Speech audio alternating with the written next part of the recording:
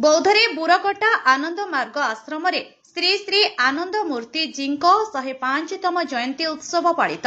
बौद्ध जिला सदर ब्लॉक खुंटबंध पंचायत बुरकटा स्थित आनंद मार्ग आश्रम श्री श्री आनंद मूर्ति जी 105तम जयंती उत्सव बौद्ध भक्ति कमिटी आनुकूल्य आयोजित हो जायछि। एही अवसर में विभिन्न कार्यक्रम अनुष्ठित होइथिला। सर्वप्रथम 3 घंटा कीर्तन सत्संग सर्बत और अन्नभोग बंटन करा जायथिला। उक्त कार्यक्रम में बौद्ध जिलार समस्त आनंद मार्गी जोगदे श्री श्री आनंद मूर्ति जी आदर्श अनुप्राणित होगा संकल्प करथिले। श्री श्री आनंद मूर्ति जी प्रगतिशील उपयोग तत्व दर्शन मानववाद प्रगतिशील अर्थनीति व्यवस्था समानता अधिकार सहित श्रृंखलित आध्यात्मिकवादी मानव समाज गठन पर श्री श्री आनंद मूर्ति जी लक्ष्य थिला बोली सूचना प्रदान करथिले। एही कार्यक्रम में अतिथि भावे बौद्ध पौर परिषद अध्यक्ष मृत्युंजय मिश्र बौद्ध पंचायत समिति अध्यक्ष प्रियदर्शी प्रतिष्ठाता लक्ष्मी प्रसाद सरपंच भारती पुरोहित जोगदे मानव सेवा निमंते व्रती हेबाकु उत्साहित करथिले।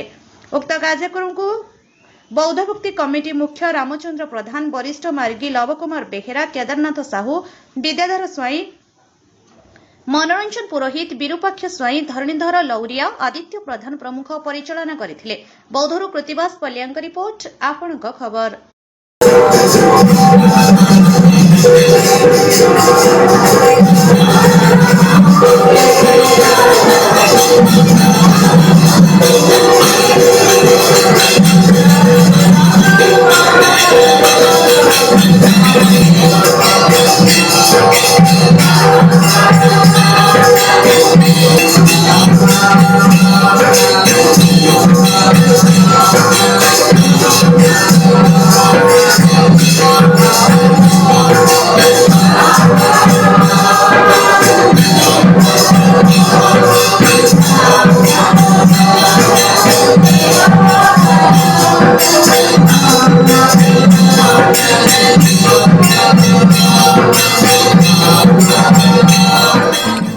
अधिक खबर पाई आम चैनल को लाइक शेयर और सब्सक्राइब करंतु।